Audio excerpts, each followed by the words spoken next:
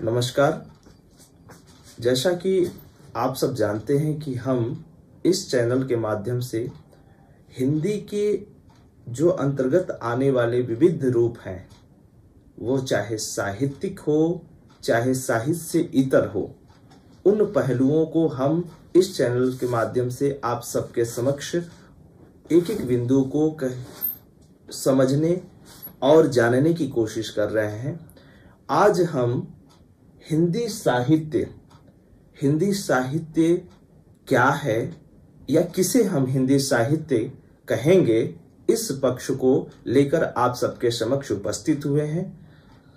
यह एक बड़ा और बहुत ही कहीं ना कहीं कठिन बिंदु है कि हिंदी साहित्य के अंतर्गत विविध प्रकार की जो विधाएं शामिल की जाती हैं या विविध प्रकार के जो अंश दिखाई पड़ते हैं, जो अपने अपने कहीं ना कहीं क्षेत्र में अपने अपने एक खास पहचान रखती हैं, उसका कहीं ना कहीं समग्र रूप जो हम हिंदी साहित्य के समक्ष देख पाते हैं, वह हिंदी साहित्य क्या है या उस हिंदी साहित्य का स्वरूप क्या है, इसी को आज हम भली प्रकार समझने और जानने की पहल के लिए आप सबके समक्ष उपस्थित हुए हैं। तो इस विषय को सर्वप्रथम हम जानने के क्रम में यह कोशिश करेंगे कि हिंदी विषय क्या है या किसे हम हिंदी विषय के रूप में जानते हैं, अर्थात इसका तात्पर्य क्या है। तो इसे हम भली प्रकार देखेंगे।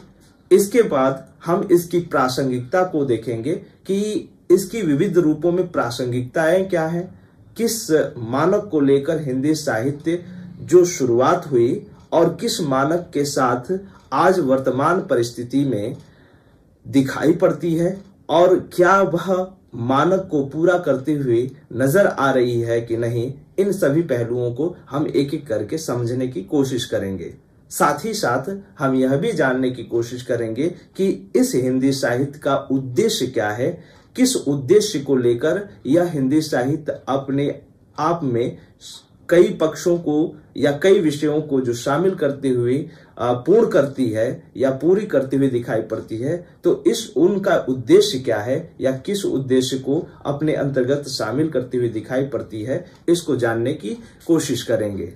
हम यह भी जानने की कोशिश करेंगे कि इस विषय को पढ़ने की हमें जरूरत क्या होती है या इस विषय को पढ़कर हम क्या सीखते हैं, किस तरीके का ज्ञान या संवर्धन, जो ज्ञान का संवर्धन होता है, वह हो पाता है। तो एक एक करके हम भली प्रकार जानने और समझने की कोशिश करेंगे।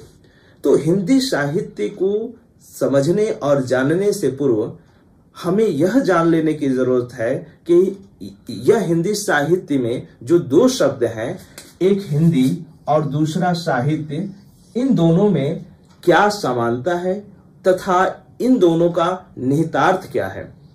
यदि हम हिंदी को समझ लेते हैं और तत्पश्चात साहित्य को समझ लेते हैं, तो निश्चित तौर पर हम हिंदी साहित्य के स्वरूप को भली प्रकार समझ और जान सकते हैं। तो हिंदी, एक शब्द हिंदी और दूसरे शब्द साहित्य में एक गुण परिप्रेक्ष्य छुपा हुआ है, गुण निहितार्थ छुपा हुआ है। तो इन दोनों को हम एक एक क्रम में पहले समझते हैं और उसके बाद हम हिंदी साहित्य को भली प्रकार समझेंगे और जानेंगे भी। तो आज हम हिंदी को जानते हैं कि इस हिंदी जो हमें हिंदी दिखाई पड़ रही है या जिस हिंदी की बात हम करते हैं, वह हिंदी है क्या, किसे हम हिंदी कहते हैं या हिंदी हमारे लिए क्या मानक रखती है। तो इन सभी बिंदुओं को हम यहाँ जानते हैं, एक एक करके समझने की कोशिश करते हैं। सर्वप्रथम ये हिंदी पे यदि बात करें तो हम सबके ज़हन में एक बात व्यक्त होती है कि हिंदी एक भाषा है, ऐसी भाषा जिसके माध्यम से हम अपने विचारों को, हम अपने भावों को एक दूसरे तक पहुंचाने की कोशिश करते हैं। अर्थात मनुष्य के अंदर जो भी भाव एवं विचार उत्पन्न होते हैं, उन भाव और विचारों को जब हम बाहर निकालने की कोशिश करते हैं, जब हम उसे अभिव्यक्त करने की कोशिश करते हैं, तो जिस माध्यम का सहारा लेते हैं वही माध्यम हमारी एक तरह से हिंदी कही जाती है। क्योंकि हम भारतीय हैं और भारतीय होने के नाते हमारी जो मातृभाषा के रूप में जिसको हम अपनाते हैं वह हिंदी है।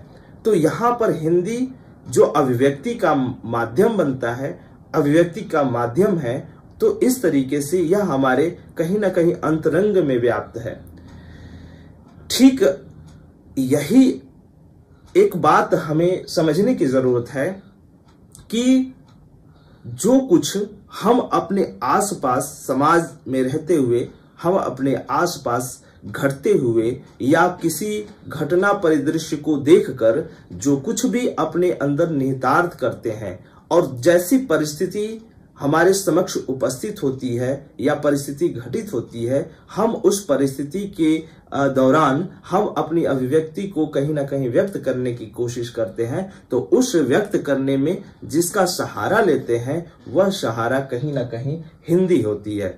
तो यह हिंदी कहीं ना कहीं हमारे अंदर जो चल रही हलचल है, जो हमारी अभिव्यक्ति है, जो हमारे विचार हैं, जो हमारी एक तरह से अंदर की कुलबुलाहट है, उसको व्यक्त करने और दूसरे तक पहुंचाने, साथ ही साथ दूसरे की परेशानियों को, दूसरे के भावों को, दूसरे के विचारों को हम तक पहुंचाने की कोशिश करने में हिंदी एक महत्वपूर्ण भूमिका निभाती है। यह हिंदी सिर्फ हमारे लिए जितनी महत्वपूर्ण है, इसी तरीके से दूसरे जो भी साहित्यिक रूप हैं, दूसरे जो भी भाषाएं हैं, वो भी अपनी एक मानकता रखते हैं। जैसे अंग्रेजी है, संस्कृत है, दूसरी फ्रांसीसी है, चीनी है, जितनी भाषाएं हम आज विश्व स्तर पे बोलते हैं, वो सभी विश्व स्तर की भाषाएं प्रत्येक व्यक्ति की अपनी खास अभिव्यक्ति का माध्यम बन। हमारी मातृभाषा है तथा इसकी लिपि देवनागरी है। जैसा कि हम यह भी जानते हैं कि हम ग्रामीण समाज में भी अपने आप को पाते हैं और शहरी जीवन में भी अपने आप को पाते हैं, और एक विविधता हमारे बीच देखने को मिलती है। अर्थात हम जाति के स्तर पे, धर्म के स्तर पे, वर्ण के स्तर पे, समुदाय के स्तर पे, चाहे वर्ग के स्तर पे हम एक दूसरे से बटे हुए हैं।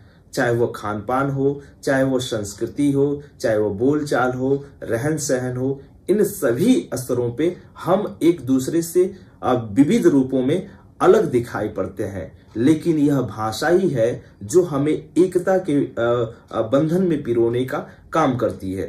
ठीक उसी तरीके से जो माला होती है, माला में कई प्रकार के, कई रंगों के जो उसमें जो फलक पड़ते हैं, अलग अलग प्रकार की उसमें मोतियां पिरोई जाती हैं। इस तरीके से वो मोतियां अलग अलग होते हुए भी उस माला को एक खूबसूरती या सौंदर्यता प्रदान कराती है। ठीक उसी तरीके से हमारे यहाँ विविधता होकर भी हम इसी भाषा के माध्यम से, अर्थात हिंदी जो मातृ हमारी भाषा है, उस भाषा के माध्यम से हम एकता के बंधन में बंध पाते हैं।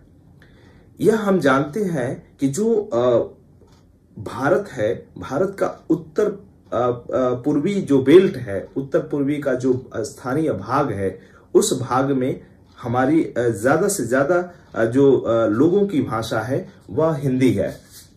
इसलिए यह अभिव्यक्ति का माध्यम होते हुए भी अब अधिक से अधिक लोगों की कहीं ना कहीं भाषा है, और इसी भाषा में लोग अपने वार्तालाप, दिन दैनिक क्रियाकलापों को कहीं ना कहीं पूर्ण करने की कोशिश करते हैं। तो यह मातृभाषा के रूप में भी स्थान पाती है।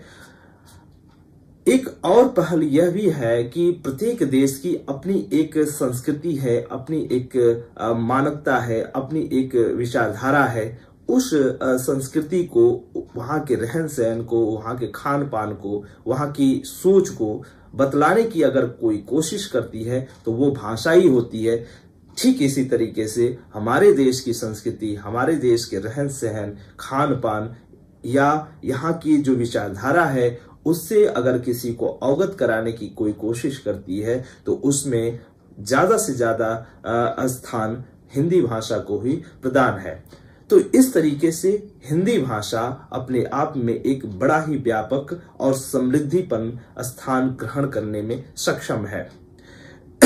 इसके अतिरिक्त देश की ज्यादा से ज्यादा आबादी इसी भाषा में अपने हाव भाव को अभिव्यक्त करने में अपनी महती भूमिका निभाती है। यही कारण है कि इसी स्थिति को देखते हुए देश में जब संविधान सभा लागू किया जा रहा था, अर्थात गणतंत्र दिवस के कुछ दिन के बाद 14 सितंबर 1950 को इसे राजभाषा का दर्जा दिया गया और यह कोशिश की गई कि जो राष्ट्रीय स्तर पे जिन भाषाओं में अगर सबसे ज्यादा प्राथमिकता मिले उसमें हिंदी को ज्यादा स्तर पे इसकी प्राथमिकता प्रदान की जा सके।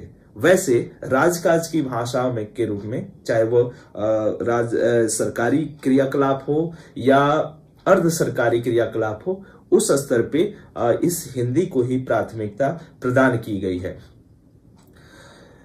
इसके अतिरिक्त जो अपनी जड़ों से जुड़ने का जो एक माध्यम हो पाती है, एक कहीं ना कहीं जो स्वरूप हो पाता है, वह यही भाषा है, क्योंकि हम इस भाषा में अपने जीवन को पाते हैं। हम जहां जन्म लेते हैं, जहां हम एक लंबा समय व्यतीत करते हैं, वह लंबा समय व्यतीत करने के दौरान जिसमें अपने आसपास के लोगों से, अपने परिवार के लोगों से, अपने एक बड़े समूह वर्ग के लोगों से कहीं ना कहीं जिस भाषा में अपनी अभिव्यक्ति कर पाते हैं, जिस भाषा में संप्रेषण क्रियाएं कर पाते हैं, उन भाषा के रूप में हिंदी को ही ज्यादातर प्राथमिकता मिलती है। यही कारण है कि जीवन से जुड़ी हुई जो भी क्रियाकलाप है वो इसी भाषा में अभिव्यक्त हो पाते हैं। तो इस तरीके से यह जीवन से जुड़ी हुई भाषा कहला सकती है या कही जाती है।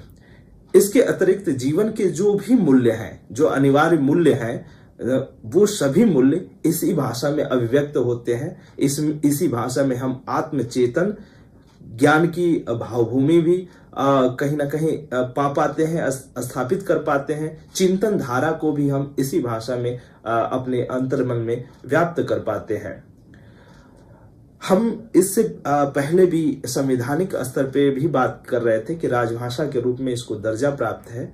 तो वहीं पे वसुदेव कुटुंबकम की अवधारणा भी इसी भाषा को कहीं लेकर अपनी मानवता को पूर्ण करती हुई दिखाई पड़ती है, क्योंकि इस असमानता के कारण, देश में असमानता होने के कारण यहाँ अनेक प्रकार की विविधता दिखाई पड़ती है। कुछ लोगों की भाषा कुछ और होती है, कुछ लोगों का रहन सहन कुछ और है। जाति धर्म के आधार पे पहले भी हम जिक्र कर चुके हैं कि अलग अलग विविधता है।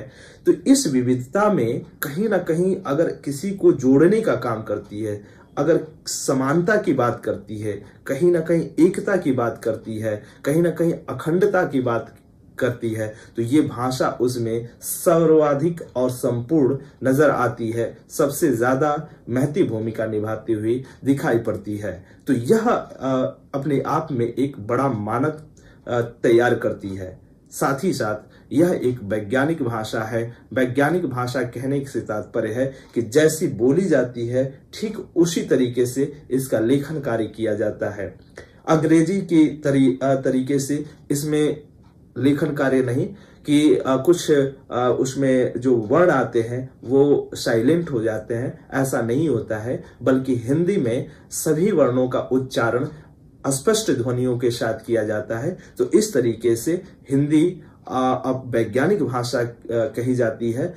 साथ ही साथ इसके लेखन कार्य में हम जो शैलियों को अपनाते हैं वह भी अपने आप में एक मानकता तय करती है। इसकी शैली जो है वो गद्यात्मक है और पद्यात्मक है, और साथ ही साथ एक तीसरी शैली भी जिसको चंपू हम काव्य कहते हैं वो भी दिखाई पड़ती है। तो ये इसकी मानकता को, इसकी वैज्ञानिकता को प्रमाणित करने में अपनी महती भूमिका निभाती है।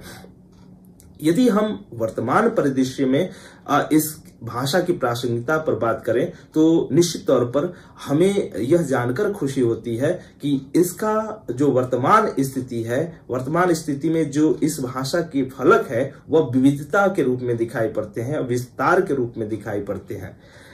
आज सोशल मीडिया का दौर है और सोशल मीडिया के दौर में जो यूट्यूब है, फेसबुक है या इंस्टाग्राम है, ट्विटर है या सोशल मीडिया के जो भी विविध प्लेटफॉर्म हैं, उन सभी प्लेटफॉर्म पे जो वार्तालाप का माध्यम अधिकाधिक संख्या के लोगों के बीच बनी हुई है वो कहीं ना कहीं हिंदी है। और हिंदी को जब हम कंप्यूटराइज भाषा के रूप में मानकता प्रदान करते हुए दिख रहे हैं तो यहाँ पर हिंदी की और भी प्रासंगिकता बढ़ती हुई नजर आ रही है।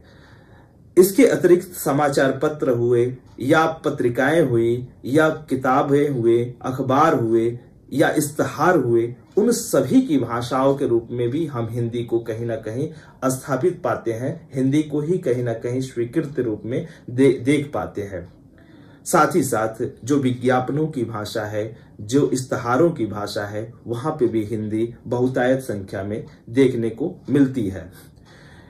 जो व्यापक स्तर पे एक अभिनय कला होती है, अभिनय कला चूंकि वहां शिक्षित और अशिक्षित सभी लोगों का जो कहीं ना कहीं मनोरंजन का स्रोत है, मनोरंजन की एक भूमिका निभाने में अपनी महती कदम उठाती है, तो उसकी भी जो भाषा है, चाहे वो रंगमंच हो, चाहे वो सिनेमा हो, चाहे वो नाटक हो, चाहे वो नुक्कड़ नाटक हो, सभी जगहों पे कहीं ना कहीं भाषा जो हिंदी ही दिखाई पड़ती है, क्योंकि ये सभी विविध रूपों में अभिव्यक्त होते हैं, लेकिन भाषा के स्तर पे हिंदी को ही ज्यादा प्राथमिकता इन स्थानों पे मिलती है।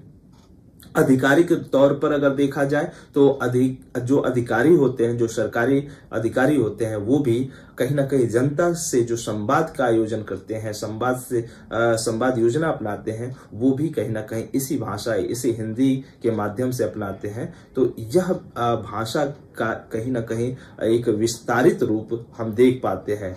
साथ ही साथ आज के समय में एक बड़ी पहल मोटिवेशनल चैनलों की देखने को मिल रही है, जहां पर बहुत सारे ऐसे यूट्यूबर हैं या बहुत सारे ऐसे लोग हैं बड़े बड़े जो कि अपने अभिव्यक्ति के माध्यम से, अपने क्रियाकलापों के माध्यम से अनेक लोगों को जागरूक बनाने, उनको मोटिवेट करने की कोशिश कर रहे हैं। तो इसकी भी भाषा हम हिंदी को ही देख पा रहे हैं, हिंदी की को ही समझ पा रहे हैं। तो इस प्रकार से वर्तमान समय में इतनी विविध श्रेणियों में विविध जो संप्रेषण के माध्यम है, जो अभिव्यक्ति के माध्यम है, उन सबका कहीं ना कहीं एक स्रोत हम हिंदी को ही देख पाते हैं। तो इस तरीके से हिंदी विस्तारित रूप में कहीं ना कहीं आज हिंदी अपनी एक खास पहचान होने के नाते न केवल राष्ट्रीय लेवल पर बल्कि अंतर्राष्ट्रीय लेवल पर भी अपनी मानकता और अपनी व्यापक खूबियों को लेकर उपस्थित दिखाई पड़ रही है। आज विश्व बाजार के रूप में जिस भाषाई युद्ध में आज हिंदी की प्रासंगिकता बखूबी देखने को मिल रही है, इससे हमें गर्वान्वित होने का कहीं ना कहीं हक भी जायज दिखता है। इसलिए हमें यह कहते हुए तनिक भी संकोच नहीं होता कि हम भारतीय नागरिक होने से कहीं ना कहीं समृद्धि प्राप्त कर पा रहे हैं, कि हम कहीं ना कहीं हिंदी को अपनी राष्ट्रीय भाषा के रूप में दर्जा देने की ओर प्रासंगिक है। अपनी राष्ट्रीय भाषा के तौर पर इसे मानक रूप प्रदान करने में कहीं ना कहीं समृद्धि प्राप्त कर पा रहे हैं। तो आज हम लोगों ने हिंदी साहित्य विषय को समझने के क्रम में हिंदी को जाना कि हिंदी क्या है, इसकी प्रासंगिकता क्या है, वर्तमान परिदृश्य में इसकी व्यापक स्तर पे या राष्ट्रीय स्तर पे या मातृभाषा के स्तर पे किस तरीके से पहचान दिखाई पड़ रही है, इसको भी देखा। तथा आज जो वैश्विक दौर के क्षेत्र में या सोशल मीडिया के क्षेत्र में किस तरीके से एक जो भाषाई द्वंद्व की स्थिति बनी हुई है, वहां पर हिंदी की पहल कितनी ही प्रगाढ़ और विस्तृत रूप में दिखाई पड़ती है। आज हिंदी कहीं ना कहीं दूसरे देश की जो भाषाएं हैं उनको भी अपने अंतर्गत शामिल करते हुए बखूबी अपनी एक नई पहचान बनाते हुए दिखाई पड़ रही है। इन तमाम बिंदुओं की चर्चा हम इसके माध्यम से कर चुके हैं। तो निश्चित तौर पर हमने आज विविध जो बिंदु हैं उनके माध्यम से हिंदी को जाना और एक एक बिंदुओं के माध्यम से ये समझा भी। मुझे उम्मीद है कि यह पहल आप लोगों को अच्छा लगा होगा और निश्चित तौर पर इसमें जो दी गई जानकारियां हैं वो आपके ज्ञानवर्धन के लिए कहीं ना कहीं उपयोगी साबित होंगी। इसी आशा के साथ मैं आपसे आज विदा लेता हूं और यह उम्मीद करता हूं कि आगे जो दूसरी क्लास होगी, जो आगे हम क्लास लेंगे, वो साहित्य के ऊपर होगी और साहित्य के विविध आयामों को इसी तरीके से खोलते हुए और यह देखने की कोशिश करेंगे कि किस तरीके से वह हमारे जीवन से जुड़ती हुई नजर आती है, किस तरीके से वह मनुष्यता के पैमाने को साबित करती हुई कहीं ना कहीं एक फलक बनाती है और किस तरीके से उसकी अपनी एक खास पहचान हमारे आसपास के जनजीवन से जुड़ती हुई दिखाई पड़ती है। तो इन विविध बिंदुओं को कल हम जो अगली वीडियो होगी उसमें देखेंगे और समझेंगे भी। आज के लिए बस इतना ही। मैं जाते जाते आपसे एक विनम्र निवेदन यह करना चाहता हूं कि आप इस चैनल को सब्सक्राइब यदि नहीं किए हैं तो सब्सक्राइब करें तथा अपने मित्र और जरूरतमंद लोगों तक शेयर करना न भूलें। धन्यवाद।